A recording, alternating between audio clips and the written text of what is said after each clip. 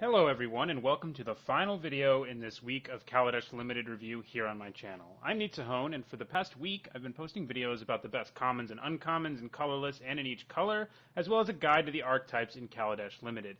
Today, I'm concluding my overview of Kaladesh Limited with a discussion of the best rares and mythics in the format. I'm doing things a little bit different this time. In the past, I have merely presented a top 10 list of the biggest rares and mythic bombs in the format. This time, I've decided not to limit myself to 10 cards, and instead I want to talk about the rares and mythics in the format that I think should always be your first pick. I think this way I can share a few more of my thoughts of the format than I could when I limited myself to sort of an arbitrary number of 10 cards. In this video, I will present you with almost 20 cards in no particular order that I think, if you open them in your first pack, you should always pick. As we go through each card, I'll explain why I think it is so good. When I say that all the rares and mythics I present in this video should be your first pick, I mean that I would pick all of these cards before I would pick the best commons and uncommons in the format that would usually be first pickable if not for the presence of the cards on this list. If I had to pick the commons and uncommons that I think of as the most first pickable, they would be these. Essence Extraction, Nature's Way, Welding Sparks, Harness Lightning, Revoke Privileges, and Fairgrounds Warden are all just really good removal spells, basically, and removal is usually what you want to be starting with. I don't really think there's a creature in this format that I would pick before any of these that isn't rare or mythic, I should say. And I think all of these are cards that are normally first pickable. So that's what I'm saying. And that the cards we're about to look at, though, are better than all of these. Most of the time, though, these are cards you're going to be first picking because they're commons and uncommons, but let's look at what you'll get if you are lucky. We're going to start with white, rares and mythics that I would pick over all of those cards, and Angel of Invention is the first card we'll look at. This card, like everything on this list, frankly, is nuts. It has some very strong keyword abilities in flying, vigilance, and lifelink, giving it evasion, the ability to both be offensive and defensive, and the ability to quickly swing the game in your favor thanks to the major life swing that lifelink brings. On top of that, the Angel does give you some interesting options. You can create two 1/1 servo tokens when it comes into play, or make it into a 4/3. That's not all, though, because it also gives your whole team an Anthem effect. This card will be at its best in a deck that can effectively go wide, but basically any deck in Limited is going to be happy with an Anthem effect. And I think it will be frequently more correct to just make the Angel a 4/3, especially if you already have a board presence. Sometimes, especially by the time this Angel's coming down, a couple of 2/2s, which is what they'll be thanks to the Angel, aren't really going to help you bust through, but if they are, by all means do that. But having a 4/3 with lifelink, vigilance, and flying is a pretty big deal. That's an 8-point life swing every time it hits, and it's pumping the rest of your team. So there's no way I pass this card if I'm opening it in my first pack. I think you should windmill slam this card every time. Next up, I have Captured by the Consulate. I think some of the cards on this list might be pretty obvious, but I think this one might be a little bit under the radar. This thing is great and better than any of the common or uncommon removal spells that we just talked about. While it doesn't have a full-blown pacifism effect, since it allows the creature to still attack, the second line of text is what makes this thing truly powerful. It basically turns off your opponent's removal, making them aim a removal spell at whatever creature has been captured, meaning this card is basically always a 2-for-1. This is a card that you should feel pretty good about opening in packs 2 or 3, too, since it is relatively splashable and definitely worth splashing, thanks to the fact that it only has one colored mana. Next up is Cataclysmic Gearhulk. I will tell you right now that every Gearhulk is going to be on this list, but I am going to discuss each of them individually because they all bring different things to the table. Cataclysmic Gearhulk may be the most powerful of the group in Limited. Big creatures with keyword abilities like Vigilance are good in Limited, and so are Board Sweepers. Cataclysmic Gearhulk does both. Also, because he himself is an artifact, you can usually keep him around by choosing him as your artifact for his Cataclysm effect, as well as your next best creature, who you can choose as your creature for the effect. The Gearhulk is pretty insane. It's got to be, if I was making a top 10 list, I think he would probably be in the top 2 or 3 at least, because I love board sweepers and I love large creatures, and this gives you both of those things. It is worth noting it's not a complete board sweeper. Your opponent gets to choose their best creature to keep alive, their best enchantment and everything, but it's still definitely going to be worth it for you, and you're going to get the better of it thanks to the fact that you're going to have an artifact creature in play for sure. Your opponent might, but it's not guaranteed the way it is for you. Next is our final white rare or mythic that should never be passed on your first pick, Fumigate. I just discussed how good wrath effects are in Limited in discussing Cataclysmic Gearhulk, and Fumigate brings more of that to the table. For 5 mana, it nukes all creatures completely unconditionally, which itself is already very powerful, but on top of that, it also gains you some life. if you or your opponent had a lot of servo tokens, something that will be common in this format, that life gain can be pretty substantial. Wrath effects are good in limited because your opponents basically never play around them, usually because they're rare or mythic, and they will once they know you have one, but if they don't know you have one, you can usually get them and basically get a free win with a card like Fumigate. They often commit to the board in a way they would against any other opponent, only to suffer from a card like Fumigate. This card also deals with one of the problems that sometimes attacks someone, one of the problems one has in general, if they are trying to get their opponent to overcommit to the board, so their board sweeper, in this case Fumigate, is even more powerful. And that is sometimes when we're trying to lure more cards out of our opponent's hands for our wrath effects, you have to take a little bit of damage. You have to sort of let your opponent look like they have you on the ropes and that they should sort of be overcommitting to the board. And Fumigate helps you get back some of that life, and your opponent will be in even worse shape than they normally would from a wrath effect, because you'll probably gain back at least 4 or 5 life from the spell itself. That does it for white, but now we're going to move on to blue, where the first card we have that should always be your first pick is Confiscation Coup. Mind control effects are incredibly strong and limited. Think about it this way. Removal is really strong and one of the main things you want to be going after, right? Well, mind control effects are removal spells that allow you to get the creature that you are removing, giving you even more value than a removal spell has.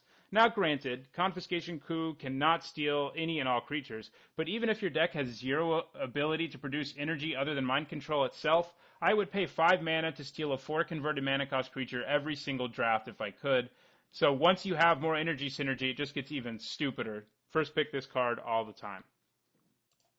Next, we have our next Gear Hulk, and it's also our last blue card. Only 2 blue rare mythics make the list, and this one is Torrential Gear Hulk. This guy's absurd, obviously. It's a Gear Hulk. They're all kind of crazy. They're sort of like the new Titan cycle. They kind of have that feeling where they're all completely ridiculous and very good. And this one's really good because he can frequently just be a 3-for-1. He has Flash, meaning for 6 mana, you can flash in his 5/6 body to eat up a valuable creature like a 4/4 or even a 5/5. And on top of that, you get to cast an instant from your graveyard for free. You don't have to pay the mana cost. This isn't Snapcaster Mage. If that instant is removal, then your opponent almost definitely just lost the game because of the big blowout you just dealt them. The one thing you have to look out for with this guy is that he's not as self-contained powerful as the other Gear Hulks are. He has to have instants in your deck. He doesn't get sorceries. Another way he's not Snapcaster Mage. And he only lets you cast instants, not sorceries, once again. So don't overlook the fact, as it is entirely possible to end up with only 1 or 2 instants in a limited deck if you aren't trying. So if you first pick this guy, you should definitely value instants at least a little bit more. So while he isn't self-contained awesomeness quite to the same degree as the other Gear Hulks, in that how good he is going to be somewhat dependent on how powerful the instant spell he is casting is, he is still incredibly good and should never be passed. Now we move to black, where we will first discuss Demon of Dark Schemes. This guy is completely insane and would probably make it to my top 3 bombs in the format as well if this were a top 10 list. For 6 mana, you get a 5/5 flyer. I'm already playing that card. It's not an amazing bomb or anything, but I'm definitely playing it. But he has a ton more text on him.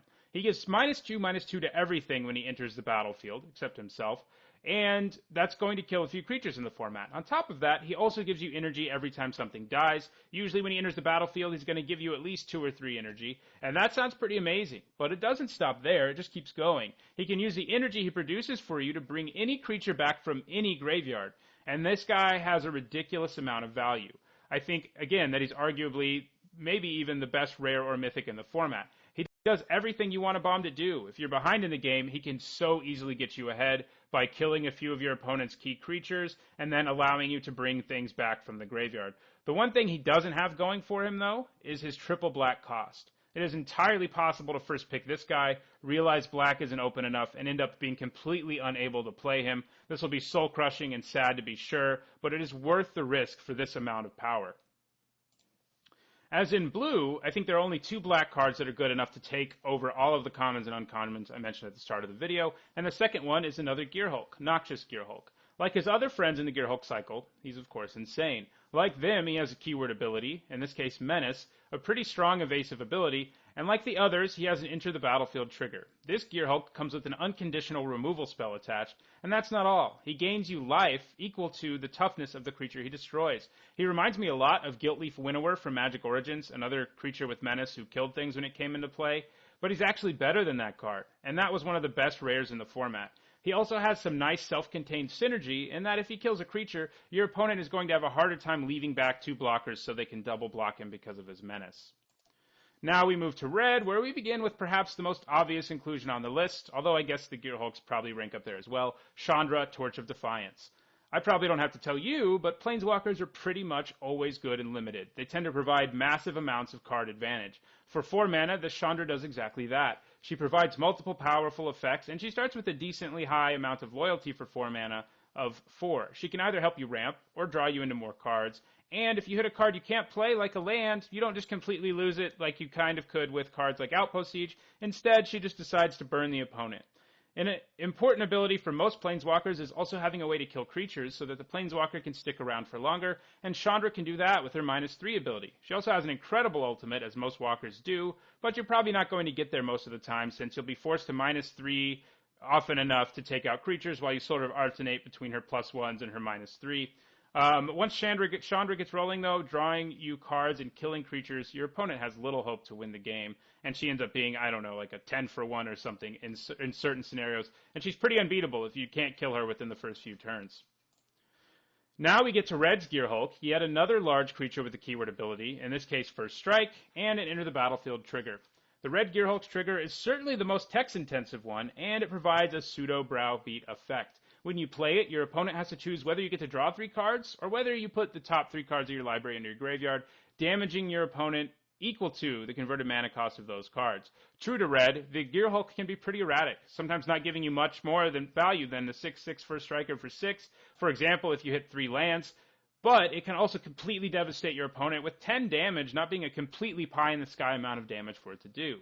I would say, though, that if you end up having to play against this card and you are at a decent amount of life, like something like 12 even, it is probably best to let your opponent put the top 3 cards of the library into their graveyard, because chances are much higher that you take something like 3 to 6 damage than anything else, and this is usually better than giving your opponent 3 new cards to play with. The other red card is our final red card, and that is Skyship Stalker. I do have to say this was the card on the list that I was the least certain about including, but the more I thought about it, the more I thought he deserved to be here, though I will say that he's probably on the lower end of power when compared to the other cards on this list. However, if I see this guy in my first pack, I'm taking him. 4 mana for a 3/3 flyer is good, though not first pickable on its own. What makes this guy truly good is the fact that he has both fire breathing and the ability to gain First Strike. This means that, provided you have a few red mana, he can basically block or attack through anything. He does only have 3 toughness, meaning he dies to some of the premier removal in the format, but I think the fact that he can just completely run away with the game for you in the air makes him worth it. He also has haste, so if you end up top decking him in the late game and have like 4 or 5 red mana untapped, you can just instantly win the game. From here, we move to green, where we begin with Bristling Hydra. I like this card a lot, mostly because I like envisioning the headaches that he can give your opponents. He'll probably give me headaches as well, unfortunately. He produces energy when he comes into play, and like most creatures who do that, he can also use that energy for an effect. And his is pretty powerful. He gains hexproof and gets a +1/+1 counter when you do it. The hexproof only lasts until end of turn, it is worth noting, but you can basically sit around with this guy for a while, attacking with him, ideally, while your opponent has to either wait to draw a second removal spell or decide whether or not they want to use 2 on one guy. If you are in a deck that can actually produce some additional energy, he gets even stupider, and your opponent will have a difficult time winning if you can give him hexproof more than once. Our next green card is another Planeswalker, Nissa, Vital Force. As I mentioned with Chandra, Planeswalkers are really good and limited. Nissa gives you 5 loyalty for 5 mana, meaning she's pretty hard to take down, and she also comes with an ability to protect herself, untapping a land you control and making it a 5/5 until your next turn, meaning it can either bash or protect you from your opponent's creatures. Her -3 isn't too bad either, as she can return any permanent from your graveyard to your hand, so like Chandra, though perhaps not quite as impressively, Nissa can protect herself and draw you cards, 2 things you want your best Planeswalkers to be able to do. Her ultimate is also a little bit underwhelming compared to most Planeswalkers, but you can also use it almost immediately, maybe after 2/+1s, and if you can use it and keep her alive, it's probably the right choice to do, as lands drawing you cards is a pretty solid effect, though not completely game-breaking. And now we get to our last Gearhulk, Verdurous Gearhulk. His keyword is Trample, and his Enter the Battlefield ability allows him to put 4 +1/+1 counters where you want. On his own, this means he can be a 5-mana 8/8 with trample, something that will make any opponent who isn't holding a removal spell that can deal with him filled with absolute dread, as that can kill them in a hurry. If you have other creatures in play, you can put the 4 counters on them too. You can distribute them however you want. Often, I think it will probably be right to put 1 to 2 on the Gear Hulk and the others elsewhere, as his coming into play will often swing a board state into your favor. Where you previously were attacking into trades, your opponent has no good blockers thanks to the +1/+1 counters that this guy brought with him. Now we move to multicolored. Most of the time, first picking a multicolored card isn't a great call. This is because when you pick it, you have to hope both colors that the card has are open enough that you can play it, or at the very least that you can pick up some fixing to allow you to splash for it. Despite those uncertainties, I think there are 2 multicolored cards in Kaladesh that warrant a first pick because they are powerful enough to be worth the risk of not getting to play with them. On the bright side, both of these cards will also probably be worth something as they are both mythics, so at least you get some money out of the draft if you can't play them. The first gold card we will talk about is also the last Planeswalker on the list. That's right, Saheeli didn't make the list. She doesn't quite do it for me. If you want to know why, I'll respond to you in the comments. And Dovin Baan is the last Planeswalker on our list that I would first pick. While probably not quite as strong as the other 2 Planeswalkers we discussed, and being 2 colors, he's still pretty dang strong. Like Nissa and Chandra, he can protect himself, weakening a creature until your next turn by 3 power, while also having the nice upside of turning off any troubling activated abilities. Once he is secure with a few loyalty and you have some blockers, you can start drawing cards and gaining life with him. Drawing cards and gaining life is exactly the kind of thing you want to do to get ahead in a game that you were behind in, or to get further ahead in a game you're ahead in. And sometimes you might even get to fire off his ultimate, which is pretty strong. Only allowing opponents to untap 2 permanents per upkeep basically means they either have to stop playing spells or start playing very few of them. The other gold card that I think should be picked above all uncommons and commons is Rashmi, Eternity's Crafter. She is completely bonkers. When they spoiled her, I read her multiple times, thinking that surely she didn't do what I thought she did, but she does. Once she's in play, every spell you play will at worst draw you a card, an incredibly strong effect that would likely make her first pickable anyway. But that isn't all. She also has a pseudo-cascade effect, where if the card you reveal off the top of your library has a converted mana cost equal to or lower than the card you just played, you get to cast the card for free off the top of your library. That is absolutely insane value, and while you may not find that green and blue are open enough, you should try pretty hard to find a way to play her, even off a splash. She does only have 3 toughness, meaning she dies to a lot of removal in the format, but even if you just get a couple triggers off of her, that can be all the advantage you need. Now we conclude this discussion by talking about artifacts. Taking one of these bomb artifacts may be the best way to start a draft, since, in addition to the card being really good, you know no matter what, you're going to get to play it. The first one I want to talk about is Fleet Wheel Cruiser. This thing is amazing. It gets around one of the fundamental aspects of being a vehicle the turn it comes into play, in that it doesn't need to be crewed at all, and it has haste and trample. So it's usually going to bash for some considerable damage, while potentially trading for a card if your opponent happens to have enough blockers. Frequently enough, though, your opponent will think they are winning a race, and then bam, down comes your race car. On subsequent turns, it isn't too hard to crew either, only requiring 2 power worth of creatures to crew it. This is the kind of card that can swing a race and maybe even win a game on its own. The last artifact, and thus the last card on this list, is Sky Sovereign Console Flagship.